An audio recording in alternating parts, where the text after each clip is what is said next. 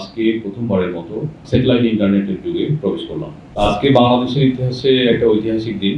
এই দিনে আমরা নতুন প্রজন্মের একটা টেলিযোগাযোগ সেবায় পদার্পণ করতে যাচ্ছি। আপনারা জানেন যে গতানুগতিক যে লিগেসি যে ইন্টারনেট সেবা সেটা দুই রকম। একটা হচ্ছে যে মোবাইল ব্রডব্যান্ড ইন্টারনেট, আর একটা হচ্ছে যে আইএসপির মাধ্যমে, যেটা ফাইবার কেবল বা অন্যান্য মাধ্যমে ঘরে ঘরে বা বিভিন্ন অফিসে পৌঁছায়।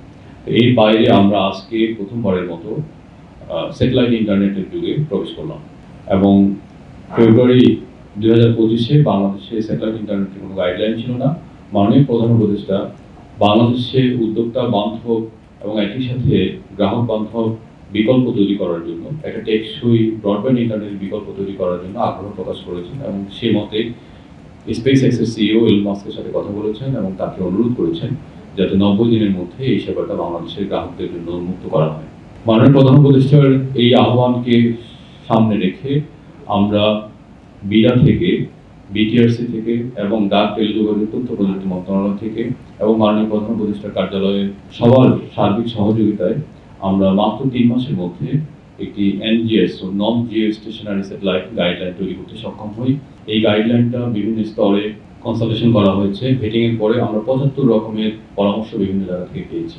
এই পরামর্শগুলো আমলে নিয়ে স্যারের যে ডেডলাইন, এই ডেডলাইনটাকে মিট করে আমরা এনজিএসও গাইডলাইনটা পাস করি এবং এরপর প্রথম আবেদনকারী হিসাবে স্টারলিংক এই এনজিএসও গাইডলাইনের জন্য আবেদন করে। তার আগে স্টারলিংক বিডায় রেজিস্ট্রেশন করে, অর্থাৎ বাংলাদেশের যে আইনি প্রসেসগুলো আছে এই প্রক্রিয়াগুলো পুরোপুরি ফুলফিল করে বিডায় রেজিস্ট্রেশন নিবন্ধন নেয় এবং তারপরে তারা বিটিআরসিতে নিবন্ধন লাইসেন্সের জন্য আবেদন করে এবং সেটা যথাযথভাবে যে ফি আছে সেই ফি দেয়, দিয়ে তারা আমাদের কাছ থেকে লাইসেন্স পায়।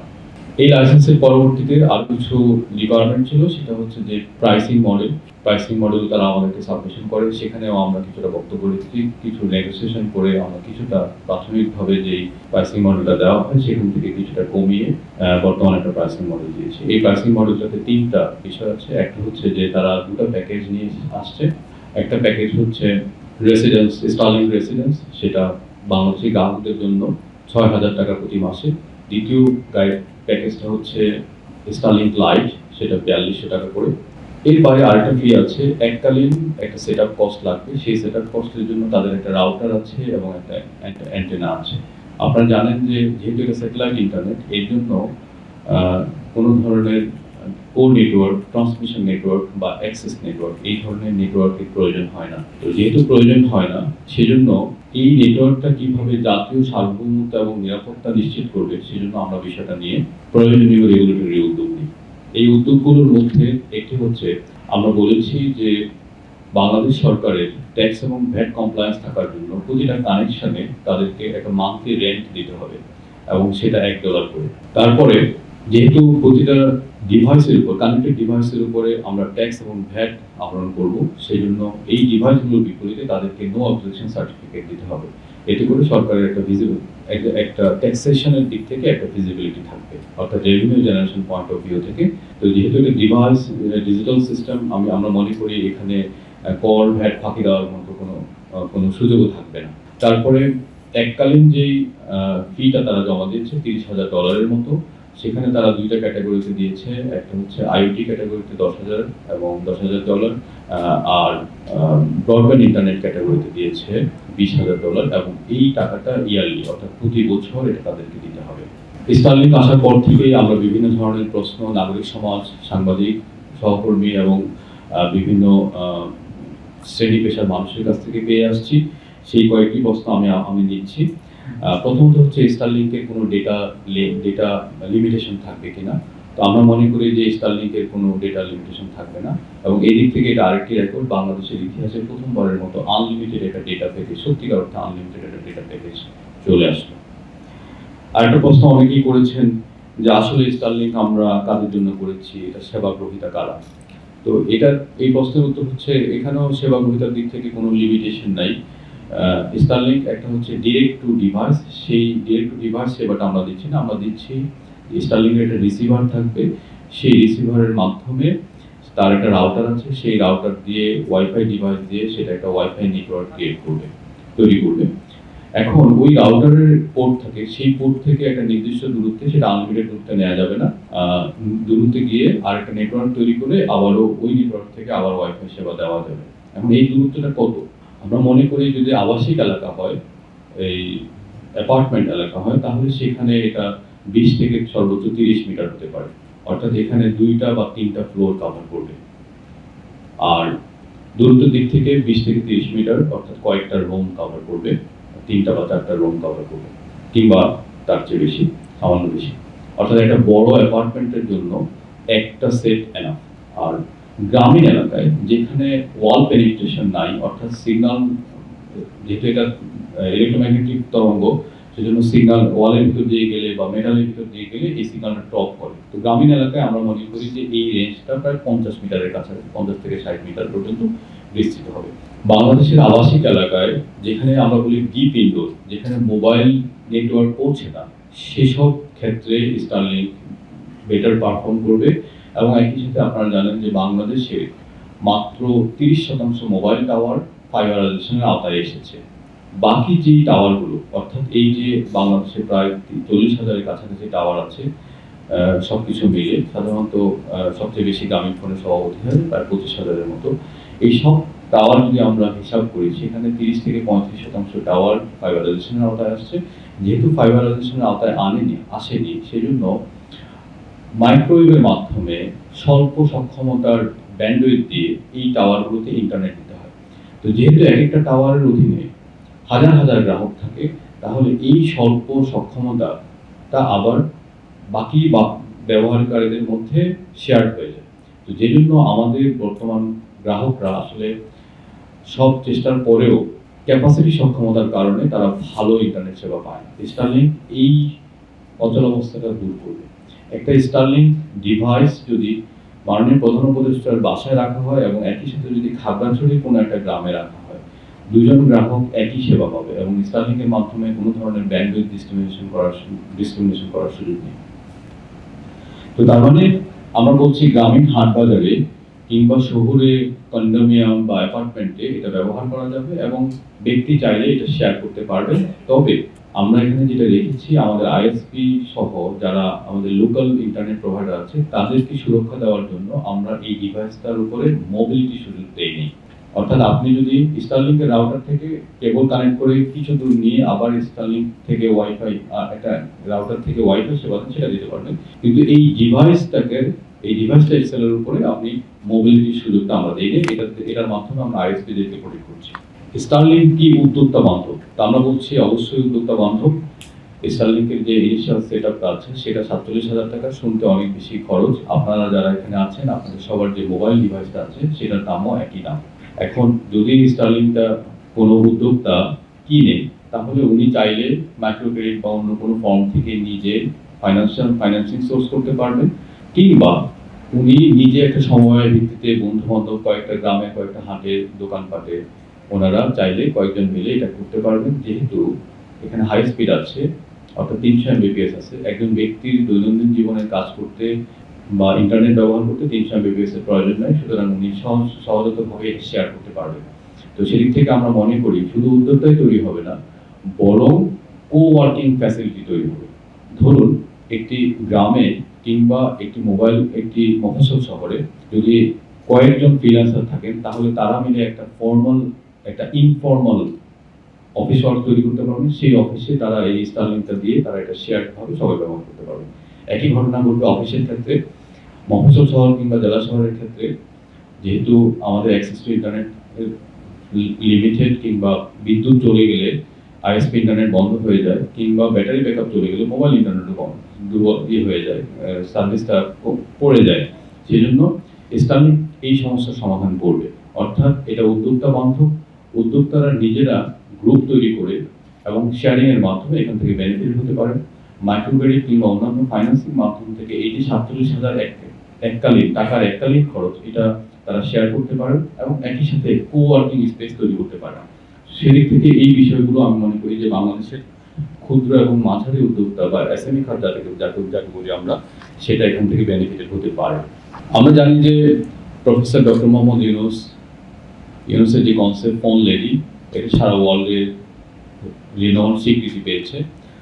এটার মাধ্যমে স্টারলিংকের মাধ্যমে আমরা নতুন করে ইন্টারনেট রেডি শুরু করতে পারবো। যদি আমরা গ্রামীণ দরিদ্র জনগোষ্ঠীকে একটা ফাইন্যান্সিংয়ের মাধ্যমে আমাদের বেসরকারি ক্ষুদ্র ঋণ বা অন্যান্যদের মাধ্যমে, তাহলে আমরা ওই কনসেপ্টটাকে স্টারলিংকের মাধ্যমে আবার ফিরিয়ে আনতে পারবো।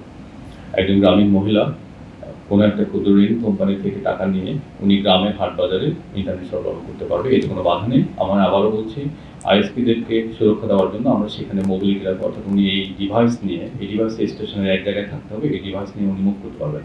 কিন্তু উনি চাইলে পাশের দোকানে কিংবা বাজারের কয়েকটা দোকানে ইন্টারনেট শেয়ার করতে পারবে এবং সেই ইন্টারনেটটাও হাই স্পিড হবে। প্রশ্ন এসেছে, স্টারলিংকের মাধ্যমে জাতীয় সার্বভৌমত্ব বিঘ্নিত হবে কি?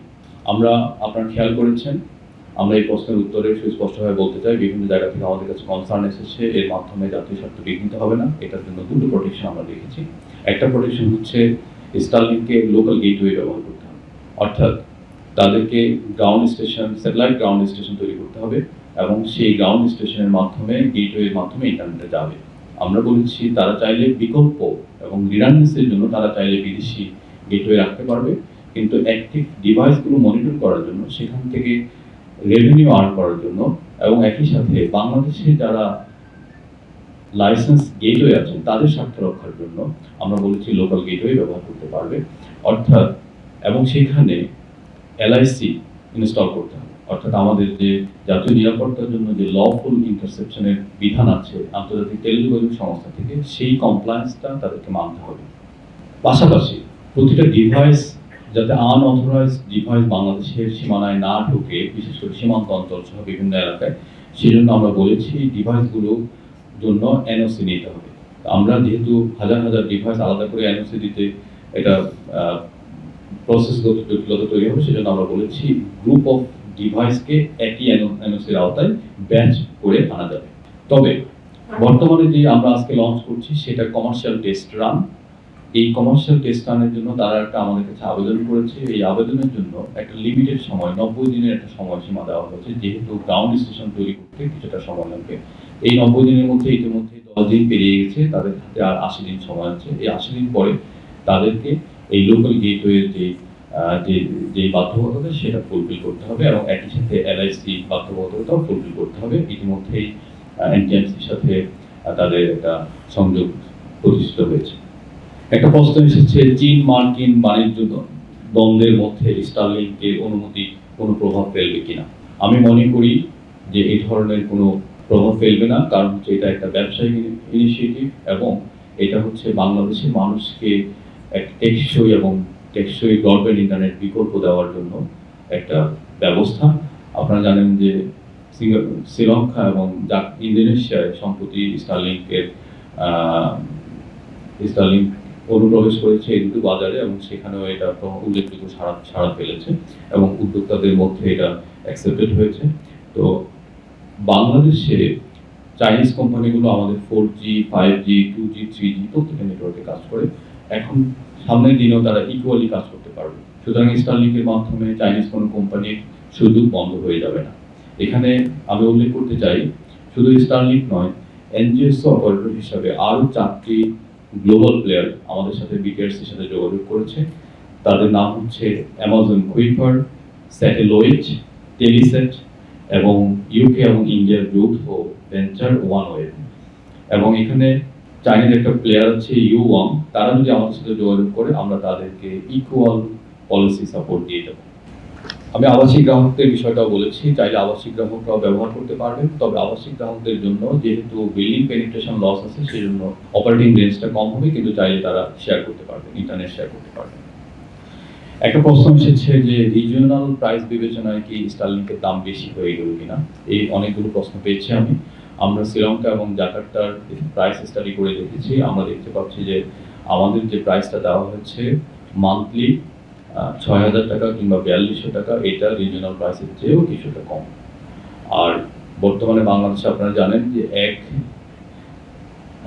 এক মেগাবাইট ব্যান্ডউইথের যে দাম, সেই দাম হিসাব করলে রিয়েল টাইম 300 Mbps স্পিডের দাম পড়ে প্রায় 75,000 টাকা।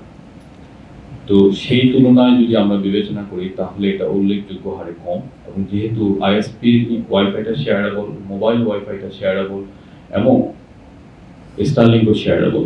তো সেই জন্য শেয়ারিং এর প্রশ্ন বিবেচনা রেখে আমরা মনে করি এই দামটা একটা যৌক্তিক দাম বলে আমরা মনে করি। আবার বলছি, স্টারলিংক শুরুতে যে দামটা দিয়েছে আমরা কিছুটা নেগোসিয়েট করে সামান্য কিছু কমাতে পেরেছি, খুব বেশি কমাতে পারিনি। প্রাথমিক যে অফারটা আসছিল 7,000-এর একটু বেশি ছিল। আমি সর্বশেষ যে প্রশ্নটার উত্তর দিতে চাই সেটা হচ্ছে যে সরকারি কিছু কোম্পানি আছে, আপনারা জানেন, স্যাটেলাইট কোম্পানি এবং সাবমেরিন কেবল কোম্পানি। আমার কাছে এই প্রশ্নটা এসেছে যে আমরা সরকারি কোম্পানিগুলোর স্বার্থ দেখছি কিনা। তো আমি উত্তরে বলবো হ্যাঁ, আমরা স্বার্থ দেখছি। স্টারলিংক ইতিমধ্যেই বাংলাদেশের সাবমেরিন কেবল কোম্পানির দুটো পোর্ট কিনেছে, দুটো 100 গিগ পোর্ট কিনেছে, অর্থাৎ 200 গিগ পোর্ট তারা এলসির মাধ্যমে কিনেছে। তো সেখান থেকে স্যাটেলাইট কোম্পানির রেভিনিউ বাড়বে। আপনারা জানেন আমরা আগেই ইতিমধ্যে স্যাটেলাইট কোম্পানির ব্যবহার বাড়ানোর জন্য অনেকগুলো পলিসি নিয়েছি, সেগুলো কাজ করছে এবং গত 3 মাসে স্যাটেলাইট বাংলাদেশ সাবমেরিন কেবল কোম্পানির ব্যবহার, ব্যান্ডউইথ ব্যবহার যেটা অব্যবহৃত ছিল সেটা ব্যবহার প্রায় দ্বিগুণ বেড়েছে। তো এটার মাধ্যমে এই যাত্রাটা আরো শুরু হলো এবং ক্যাপাসিটি বাড়ার সাথে সাথে বাংলাদেশ সাবমেরিন কেবল কোম্পানির ব্যবহার বাড়বে, রেভিনিউ বাড়বে। স্টারলিংক যেহেতু বৈশ্বিক প্লেয়ার, সে তার নিজের মতো করে বাংলাদেশের ডিস্ট্রিবিউটর নিয়োগ করবে, সেখানে আমরা কোনো ধরনের কোনো বাধা কিংবা প্রভাব দেইনি। এখনো পর্যন্ত আমরা কারোর পক্ষে তদবির করিনি, তারা নিজেদের মতো করে ডিস্ট্রিবিউটর ঠিক করেছে। তবে বাংলাদেশ স্যাটেলাইট কোম্পানির আয় বাড়ানোর জন্য, যেহেতু এটা সরকারি একটা প্রতিষ্ঠান, সেজন্য আমরা তাদেরকে আনফর্মালি রিকোয়েস্ট করেছি যাতে ডিস্ট্রিবিউশন লিস্টে তারা বাংলাদেশ স্যাটেলাইট কোম্পানিকে রাখে এবং গতকাল তারা এটা নিশ্চিত করেছে যে তারা বাংলাদেশ স্যাটেলাইট কোম্পানিকে লোকাল ডিস্ট্রিবিউটর হিসেবে রাখবে।